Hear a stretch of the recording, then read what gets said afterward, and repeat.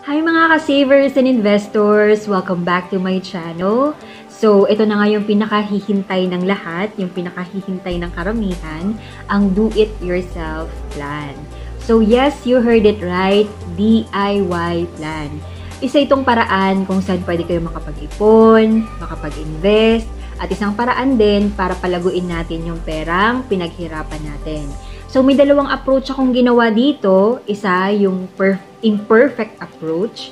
At yung pangalawa naman, yung perfect approach. So, meron tayong imperfect, tsaka meron tayong perfect. Para lang ma-differentiate nyo, or para lang makita nyo yung difference, at para lang makita nyo yung kagandahan, at kung bakit sobrang napaka-flexible ng plan na to.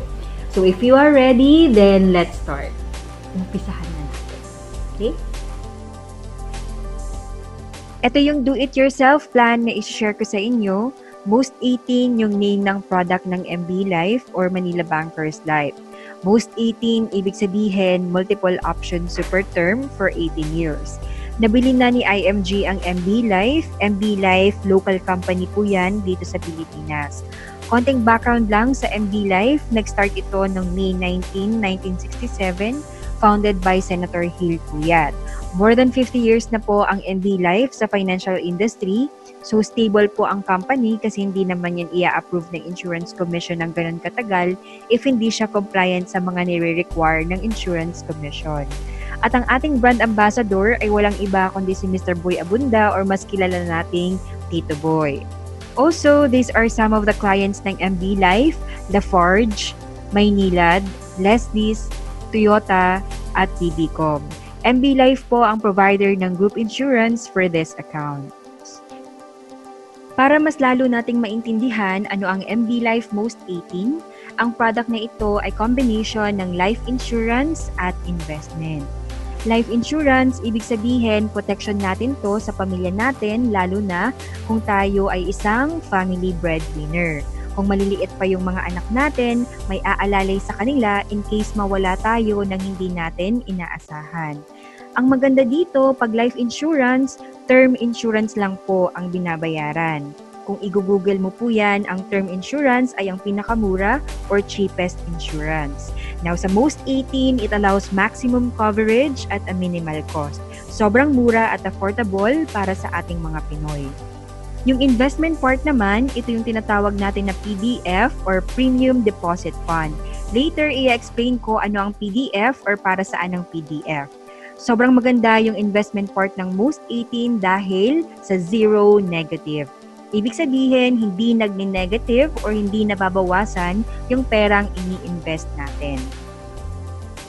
Here's the sample scenario ng advantage ng zero negative. Again, pag sinabing zero negative, hindi nagni-negative or hindi nababawasan yung perang in-invest natin. Hindi siya kagaya ng mutual funds or stocks na kapag down yung market ay nagni-negative at bawas yung perang ini-invest natin.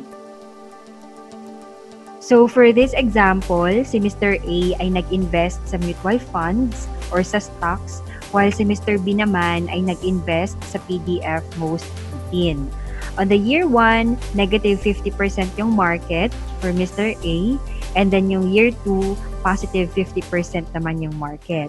So, ang net po niya ni Mr. A na ininvest niya sa mutual funds or sa stocks, negative 50% plus the positive 50% is 0% yung neto. At kay Mr. B naman na ininvest yung PDF MOST18, 0% yung market. So, conservative approach pa po yan. And then yung year 2 niya ulit, positive 0%. So, ang net is 0%.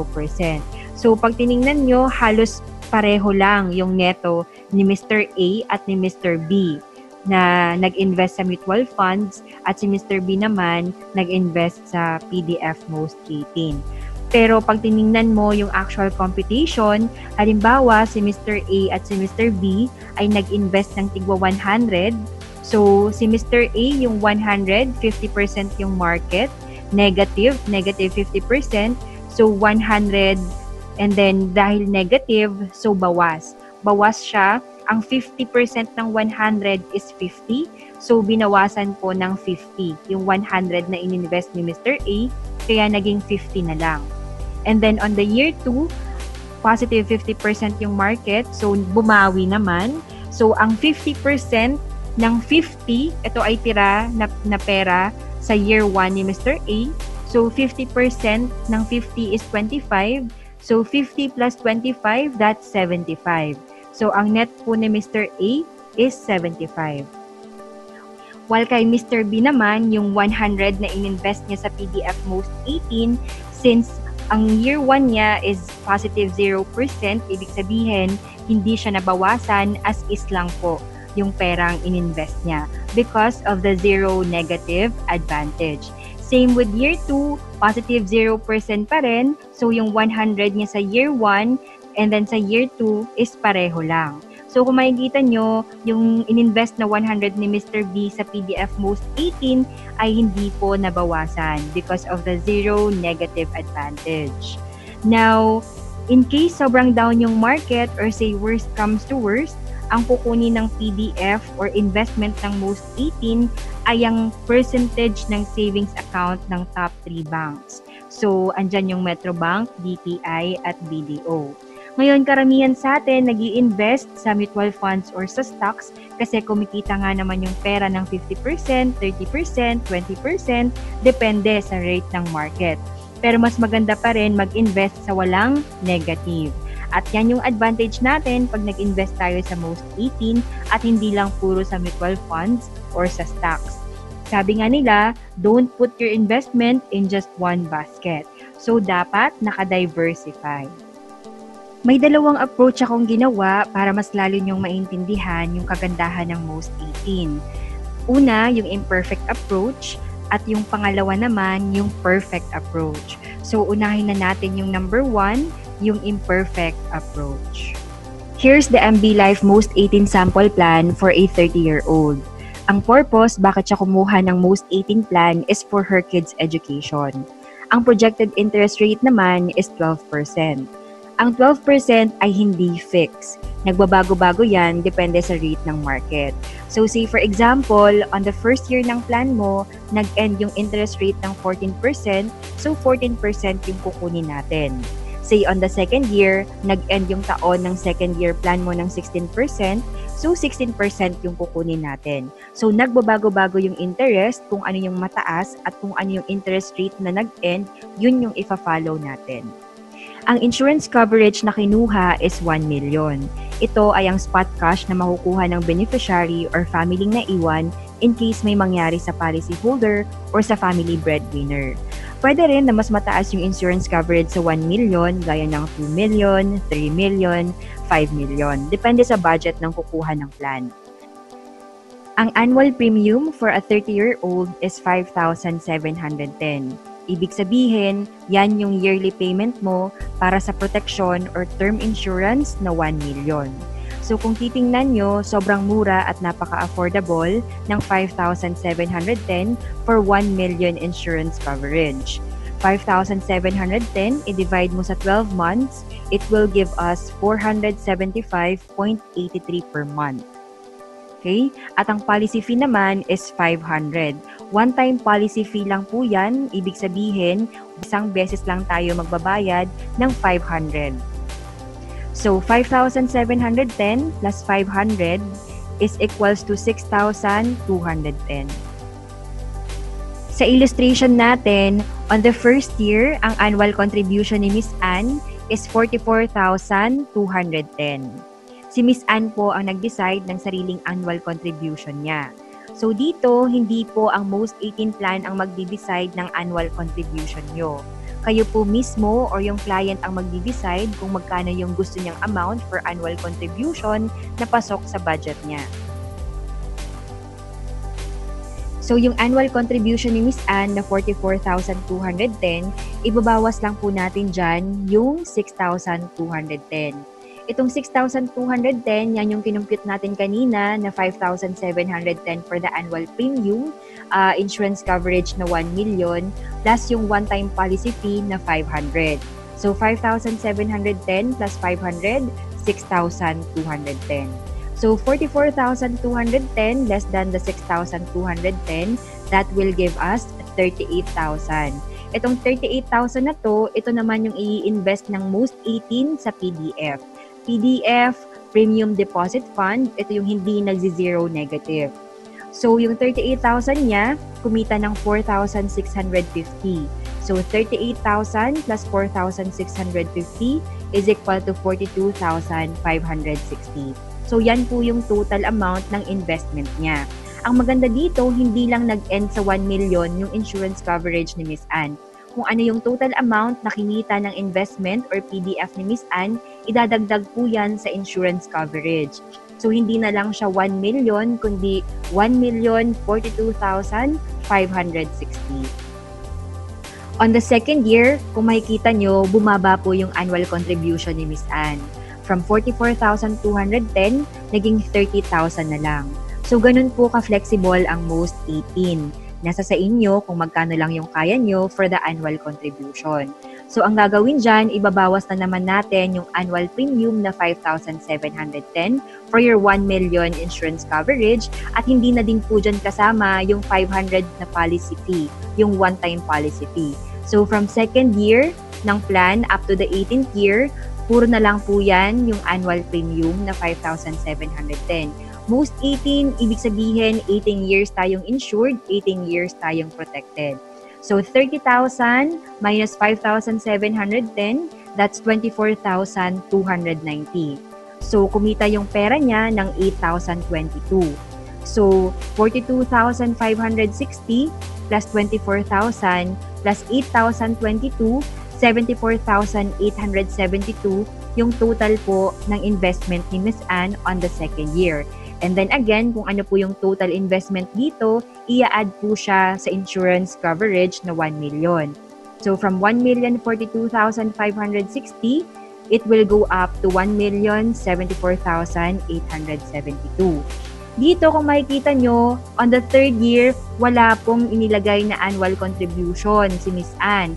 Pwedeng sobrang gipit si Miss Anne or nagka-emergency kaya po walang naihulog. Pero ang kinagandahan dito, matik po na binabawas yung annual premium na 5,710 kaya very low ang chance na mag-lapse ng plan mo. Kaya kung makikita mo dito, yung investment to PDF is negative 5,710 kasi wala pong nakalagay sa annual contribution. Pero dahil meron tayong budget, merong pera si Miss Anne ng 74,872, dun po niya binabawas yung 5,710. Kaya kung makikita nyo dyan, naka-negative 5,710 kasi ibinawas mismo dun sa total investment niya. Pero kahit ganun pa man, kahit walang ininvest or walang contribution si Miss Anne on the third year, kumita pa rin yung pera niya ng 8,299. So 74,872 plus 8,299, that will give us 77,461. Again, i-add na naman po yan sa insurance coverage niya. So, 1,077,461. On the fourth year, kung mapapansin niyo ulit, bumaba na naman yung annual contribution ni Miss Anne. From 44,210 to 30,000 to 0, nag-20,000.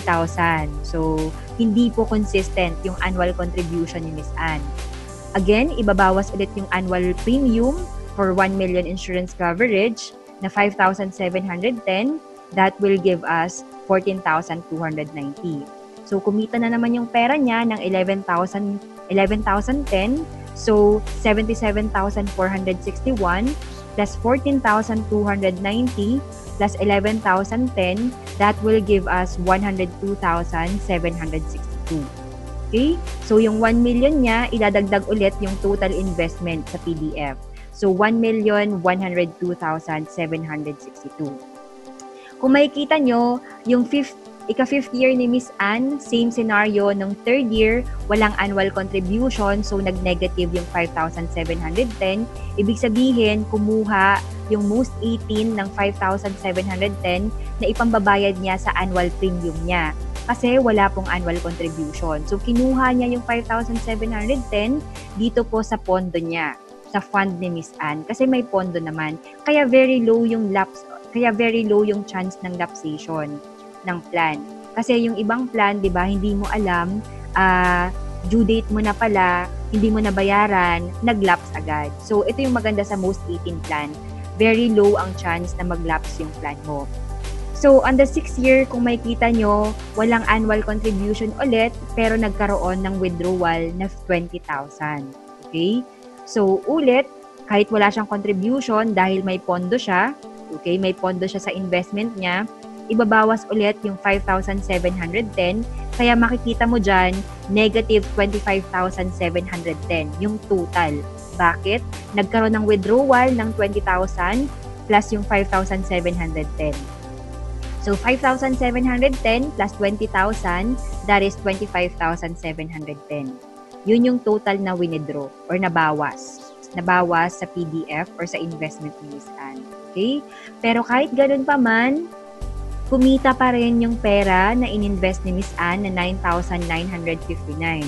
Kung makikita nyo rin po, from 1,108,698, bumaba rin po yung insurance na 1 million to 1,092,946. So, nakadepende po yung pondo na kinita or yung total amount na kinita sa investment sa insurance coverage. So, kung ano yung amount dito, yun din po yung idadagdag sa 1 million. On the 7th year, kung makikita mo, 30,000, nakaluwag-luwag si Miss Anne, nag-invest po siya ng annual contribution na 30,000. So, same scenario din po, ibabawas ulit yung 5,710. So, ang difference po ng 30,000 at saka 5,710 is 24,290. So, kumita ang pera niya ng 14,068. So, total niya is 92,946 plus 24,290 plus 14,068. That will give us 131,305. So, idagdag ulit siya sa insurance. 1,131,305. So, alam niyo po kung makikita niyo, hindi ganun ka-perfect. Kaya natutuwa ako dito. Very good example ng imperfect na plan. Ito po yung imperfect approach na sinasabi ko na sobrang napakaganda, sobrang napaka-flexible. Kasi itong titingnan niyo, from the 12th year up to the 18th year, walang-wala nang nilalagay dyan si Miss Anne for the annual contribution. Pero kahit ganun pa man, kumikita pa rin yung investment na nilagay niya sa most 18. So kung makikita nyo po dyan, yung total contribution, yung total annual contribution na binigay ni Miss Anne or ininvest ni Miss Anne for her most 18 plan is 184,210. At yung total amount naman ng premium na binayad niya for the 1 million insurance coverage is 103,280. So, dito nagkaroon siya ng withdrawal ng 100,000. Isa pa itong maganda sa most 18 kasi pwede ka mag-withdraw anytime na gusto mo. Wala po siyang lock-in period at wala rin siyang penalty fee. So, ganun siya kaganda, ganun siya ka-flexible. So, dito makikita mo kahit wala na rin siyang nilalagay sa annual contribution niya, kumita pa rin yung investment niya ng 332,678. Another example ng MB Life Most 18 plan is yung perfect approach naman. So dito, ang example natin, si Mr. X, isang 33 years old, kumuha po siya ng Most 18 plan at ang purpose niya is for travel fund or emergency fund. So the projected interest rate is 12%. Again, hindi po fixed ang 12%. Now, for 33 years old, ang annual premium po natin dyan for the insurance coverage ng 1 million is 6,210. So, nagva-vary po ang annual premium depende sa age ng kukuha ng plan. So, kung mas bata yung kukuha, mas cheaper or mas mababa yung presyo ng annual premium. So, again, yung 6,210, i-divide mo sa 12 months, that's for 1 year, that will give us 517.50 per month. So, mura at napaka-affordable nung plan na to. Again, for one-time policy fee, 500. 6,210 plus 500, that is 6,710. Yan po yung total amount ng annual premium plus the policy fee na 500. So, kung makikita nyo po, on the first year ni Mr. X, ang annual contribution po is 25,000.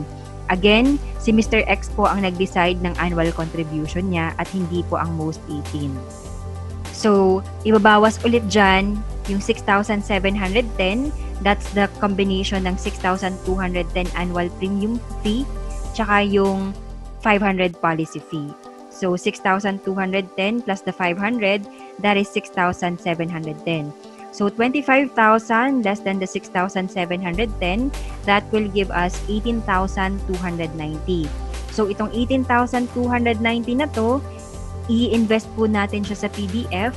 Kita mo, meron tayong 2,195 na kinita from our investment. So 18,290 plus 2,195, total of 20,485.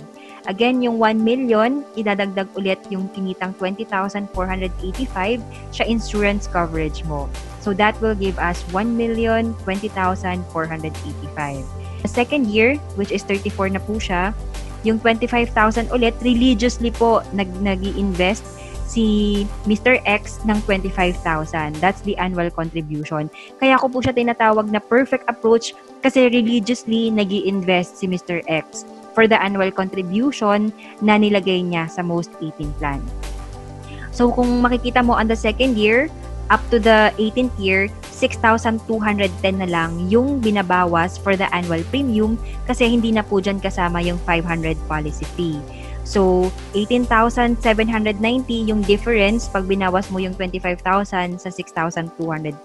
So, dito medyo umakyat yung investment niya ng additional 500, gawa nga ng hindi na natin nilagay yung 500 policy fee. So, dito makikita mo ulit, kumita yung pera niya ng 4,713. So, 20,000, okay? So, 20,485 plus 18,790 plus 4,713, that will give us 43,988. So, again, yung 1 million insurance coverage mo, hindi na lamang 1,020,485, kundi 1,043,988. So, dito makikita mo, perfect siya kasi walang withdrawal na nangyari at continuous or religiously yung pag-i-invest niya sa Most 18. So, total of annual contribution niya is 450,000 at yung annual premium niya is 112,280. So, kung makikita nyo rin po, yung total na investment na kinita ni Mr. X is 1,169,396. So, dito makikita nyo rin yung total benefits upon death or yung insurance coverage, hindi na lamang 1 million, kundi 2,169,396 in case may mangyari sa policyholder. So, yan po yung makukuhang spot cash ng beneficiary or yung maiiwan na family. So, sobrang ganda, sobrang flexible ng plan na to kasi meron tayong imperfect approach tsaka perfect approach. So, meron po tayong tatlong mode of payment ng premium. So, pwede po tayo magbayad ng quarterly, semi-annual, or annual. Ngayon, ang initial payment para maka-avail tayo ng Most 18 plan, say for example, ang kukuha ay 30 years old with 1 million life insurance coverage, ang annual premium po for age 30 is 5,710 plus one-time policy fee na 500, and then yung initial PDF investment or yung premium deposit fund is at least meron tayong 6,000. So, total po niyan, 5,710 plus 500 plus 6,000 is 12,210. Ngayon, pwede ka mag-top up minimum of 1,000.